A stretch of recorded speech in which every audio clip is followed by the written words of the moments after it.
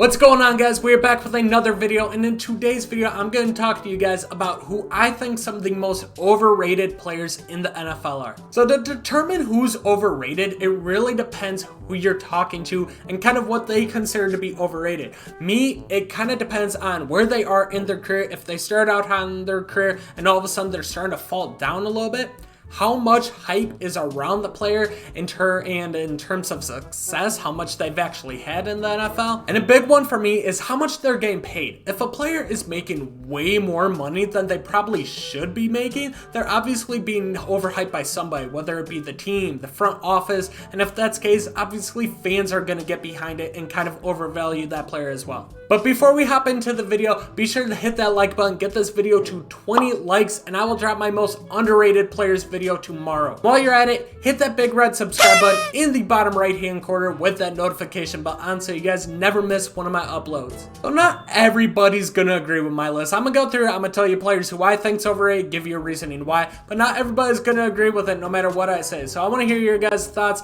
Let me know in the comment section what you would change and who some of your most overrated players in the NFL are. So the first player that I have on my list is Le'Veon Bell, running back for the Jets. And the reason because when Le'Veon Bell was on Pittsburgh, he was amazing. Almost 2,000 scrimmage yards, about 1,200 rushing yards, 500, 600 receiving yards year in, year out. The dude was an absolute beast and could do it all. He's like what Christian McCaffrey is now. But then he got into kind of his little contract dispute in 2018, sat out that entire season, and then he signed with the Jets. He got his money, he got what he wanted, he signed with New York, and unfortunately that season did not go as planned. He still got over 1,250 scrimmage yards, which is pretty solid, but still not what we're used to seeing from Le'Veon Bell. He only had 709 rushing yards, but that was averaging 3.2 yards a carry. A lot of that can be put on the Jets O-line though, and a lot of that can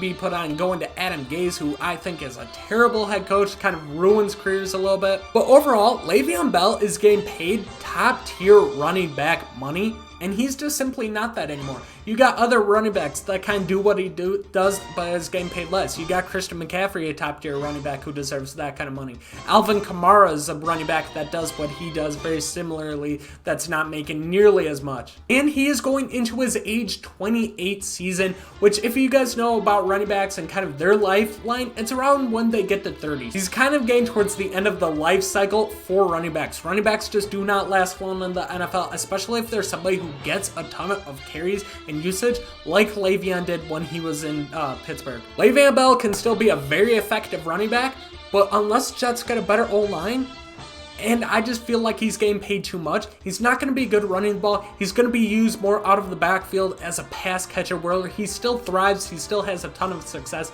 Give Sam Darnold the weapon there. But overall, not that great of a runner anymore. For some reason, Teddy Bridgewater is being, I feel like, hyped up a little too much. Like people are saying he was going to be Drew Brees' successor. All of a sudden, he got paid by the Panthers this offseason, who apparently trust him, come in and do a better job than what Cam Newton does. But the thing is, Teddy Bridgewater had a starting spot when he was in Minnesota before he got hurt, and it didn't go good. I mean, yeah, he looked solid in 5 games started last year. He started 5 games last year. Looked solid. 9 touchdowns, 2 interceptions, 99 quarterback rating.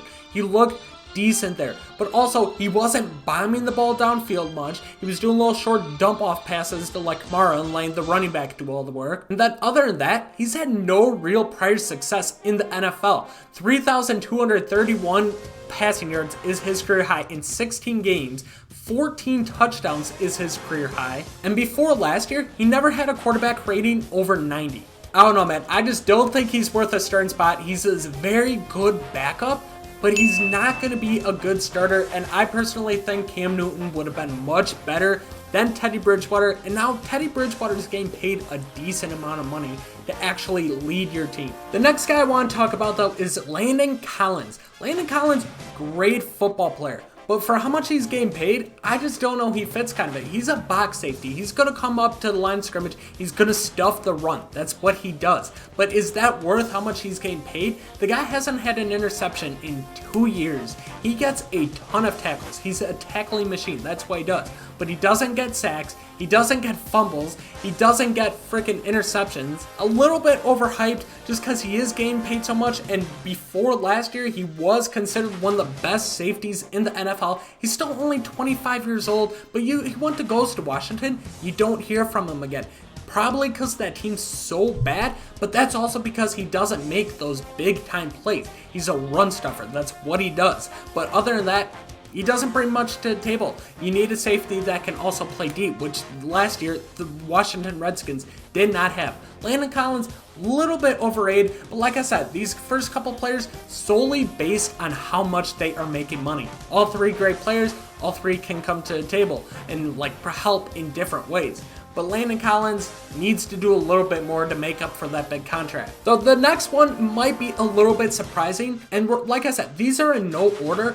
But Deshaun Watson is really overhyped by not only Texans fans, but NFL fans. Like, people are already calling him like an elite quarterback. He could very much get there. He's only, 24 years old going into age 25 season.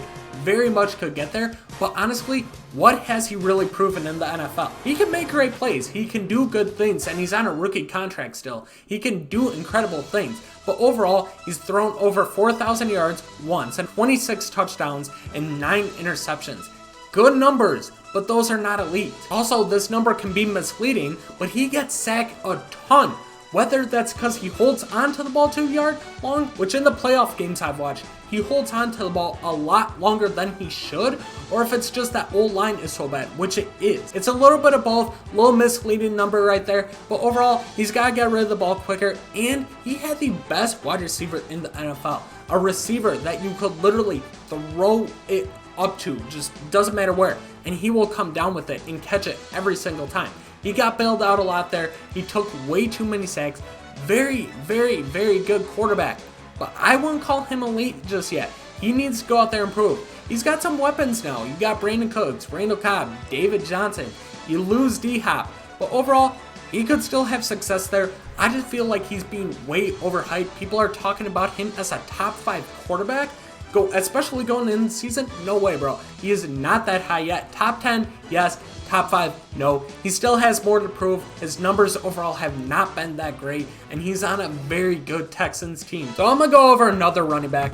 Running back, like I said, it's just a position of mystery. One year they're good, another year they're not. You get drafted really high, you come and do nothing. And one of those players is Leonard Fournette. He went, 4th overall to the Jaguars? His career been very, very disappointing so far in my season. In 2 of his 3 seasons, he has got over 1,000 yards, which is pretty good. He's still really young, 24 years old. But overall in his career, he's averaged 3.9, 3.3, and 4.3 yards per carry. What makes him better than an average running back on a good team? Once again, the thing with all running backs is it depends what team they're on. That's with any player. You put a good player in the right system and that could absolutely thrive.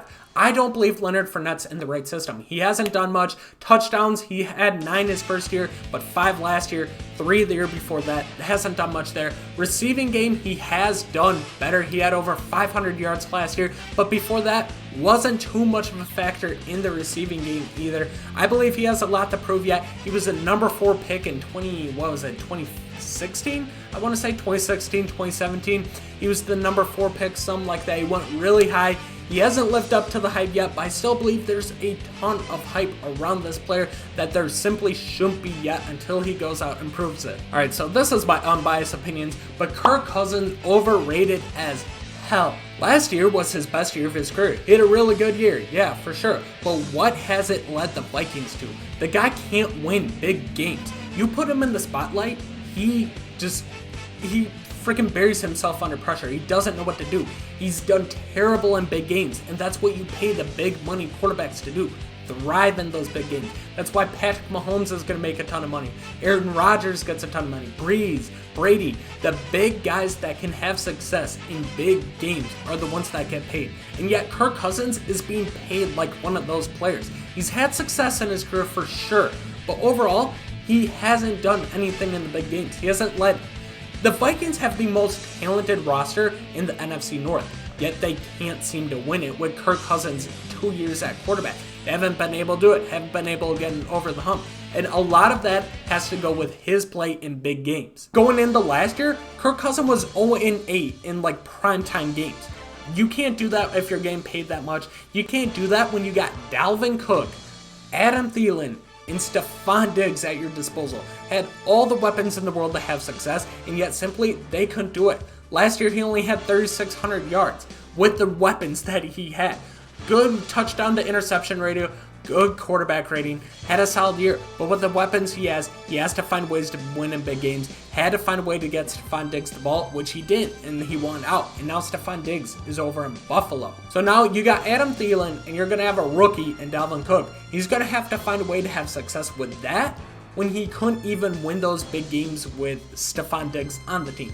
So I feel like he's going to have a hard time with that, but with that defense, running game, and receiving core, there's zero reason that Kirk Cousins should be making as much as he is and being hyped by Vikings fans as much as he is. But like I said, this list is opinion based, and this player is good. But Alvin Kamara, kind of overrated. Like literally last year, he was being picked #1 overall in fantasy leagues. Yeah, I took him #1 overall over McCaffrey. But a lot of that is because he is that dual threat running back who runs the ball and receives the ball. But overall, he kind of reminds me of an experiment that the Packers did with Randall Cobb, where they would run Randall Cobb, but they like to use him a majority of the time out of the backfield as a passing option. Good runner, but hasn't hit that 1,000-yard mark yet, which is kind of a stepping stone in how good a running back is. Good yard per average. He averages, 6.1, 4.6, 4.7, very good, but he's mainly used as a receiving option. But he kind of took a step back from that last year. I know he was hurt a lot, but he only had 500 receiving yards, 81 receptions. That's the same amount of receptions he's had the previous 2 years, except that one he was only averaging 6.6 yards per reception compared to the year before 8.8 and then 10.2. He kind of took a step back last year. He was considered a top 5 running back last year, which he still very well could be, but he's definitely not one of the top 3 like some people were considering. He does things very good. He's good at a little bit of everything, but I don't think he's elite at everything. There's always going to be somebody that's better than him at some. There are better receiving backs. There are better rushing backs. Mix it together, great player, but overall, he's kind of overhyped when it comes to like top of the top running backs. Zeke's ahead of him, Saquon's ahead of him, McCaffrey's ahead of him. I'd even put players like Dalvin Cook and Aaron Jones ahead of him. So this player is on here, and I feel like he could not be on here because he does have a lot of potential, but he has had to split times with another running back a lot of the time, and he's going to have to do the same this year. I got Melvin Gordon on here too. Simply put it, Melvin Gordon coming out of college, freaking beast. Thought he was going to do great in the NFL, but in 4 of his 5 seasons, he has averaged under 4 yards a carry. Austin Eckler hasn't had that problem when he was in Los Angeles, San Diego, whatever the hell you want to call it. But overall, he doesn't get yards on the ground like he should. He should be averaging like 4.5 yards a carry at the very least with the potential he has, the cutbacks he has, the moves he has. He's a great player. And receiving wise, he's starting to go down a little bit. He hasn't hit over 500 receiving yards in the game, which is something he worked on really hard over at Wisconsin and did a really good job of. And overall, his yards per carry the last 2 years, yards from scrimmage, have gone down. He was almost at 1,600 in 2017, which was far and away his best season. But since then, got under 1,400, and then last year, he got under 900. He had some contract issues, but overall, the under 4 yards per carry is just not going to get it done. He needs to find a way to get more yards, find better holes. I feel like that kind of shows kind of where his vision's at. His vision's not all there. A lot of things he needs to improve on to be one of the better running backs, but I feel his 2017 season, definitely something he can work off of. He was very good that year, definitely a Pro Bowl caliber player, but he has made a Pro Bowl, and that's kind of where I think he's overhyped, because he is looked at as a Pro Bowl style running back, but simply put it, he's not any better than maybe a slight above average running back right now. All right, so we're down to 3 more players, and this is where some of the big name players are going to come in. I got Jadeveon Clowney on here. The fuck? He came out and was supposed to be an absolute stud, especially after that hit. Where was it at? Against Michigan when he was in college? Absolutely destroyed a guy. Everybody was hyping this guy up. He went #1 overall, and overall, very good player. But he is more of a run-stuffing edge, which is not something I want from my edge guys, especially the contract he's going to get this offseason, going to be probably around $17 million per year. Do you want to pay $17 million per year for a guy who just stops the run in a passing first league? I mean, yeah, he'll be very useful versus those teams that run the ball a lot, but what happens when you play a team like the Saints, or a team like the Packers, or a team like the Buccaneers now, who have the best quarterbacks in the league and are going to pass the ball? You want an edge guy that can get after the quarterback, and in his career so far, he has never gotten over 10 sacks. His best year, he had 9.5 sacks. He also only has 21 QB hits, which isn't that great of a number overall. He's just not been efficient in getting after the quarterback. He's more worried about stopping the run, but like I said, we're in a passing first league, and unless you face teams like the Titans, which he's going to be out of their division now more than likely, he's not going to be facing Derrick Henry or a team that likes to run the ball a million times per game. He's going to be facing more pass-heavy offenses, and if that's the case, I could see his numbers taking a big hit, and overall, I don't think he's going to be worth like the 17 to 20 million he's about to get paid this offseason. Oh, bro, this hates me to say it because I do love this player, one of my favorite players in the NFL, but I got to put Odell Beckham. Odell Beckham is very overrated right now. He's still considered a top 5 receiver by some. And talent-wise, hell yeah, he is. If you go back to his first 3 years, he was unstoppable, bro. He did everything. He caught everything. He averaged almost 100 yards a game. Like, the dude absolutely balled out. But then 2017, he broke his ankle. He came back, hasn't been the same. Got traded to Cleveland. Didn't have a great year there either. He's barely gained over 1,000 yards per game, had 6 touchdowns in 18 with the Giants, only 4 last year with Cleveland. The worst part is his catch rating last year was 55.6%, which is really not good. It's mean either a lot of balls are just getting overthrown by him, or he's missing a lot of balls. It's going to be a mixture of both. Baker Mayfield didn't have a good year either. But overall, like, I feel like a lot of the drama has gotten to him. Like, he's always in the media. He's always looked at as like a top of the guy, and he's always looked as like a bad person, which I don't think he really is. And he's got all the talent in the world, but the last 3 years, one because of injury, he hasn't lived up to that hype of being a top 5 receiver. I hope he does. He's gonna go into his age 28 season, so he is getting a little bit up there. Once you get towards like 30 is when you see careers of non-quarterbacks kind of go downhill, but he still has time. Hopefully he has success. He's always in the trade news too. But Odell Beckham, all talent in the world, but the last couple seasons since his ankle injury simply hasn't lived up to it, with drops, just underperforming big time. Like, I don't know, man. I hope he figures it out. Great player, great talent, generational type wide receiver talent, but overall the production has not been there the past few years. Alright, so I'll probably piss off some Cowboys fans here, but Dak Prescott, highly overrated. I can't state that enough. Dak Prescott, he's an okay quarterback, but he's nowhere near as good as some people say, especially people like Skip Bayless, who thinks he's an MVP caliber player. He's not. He's above average at best, but he's asking for $40 million. No way in hell, bro. You get any quarterback in the league and put them on the Cowboys, they will have similar success. They had last year a top 10 defense, a top 3 running back in the NFL. Amari Cooper, Randall Cobb, and freaking Michael Gallup were his wide receivers. One of the best old lines in the NFL. And they didn't make the playoffs. A lot of the times not making the playoffs has to do with the quarterback. There's zero reason a top 10 defense and the offense that you're at around them shouldn't have made the freaking playoffs over the Eagles. The Eagles were what, 8-8 and made it over them, bro?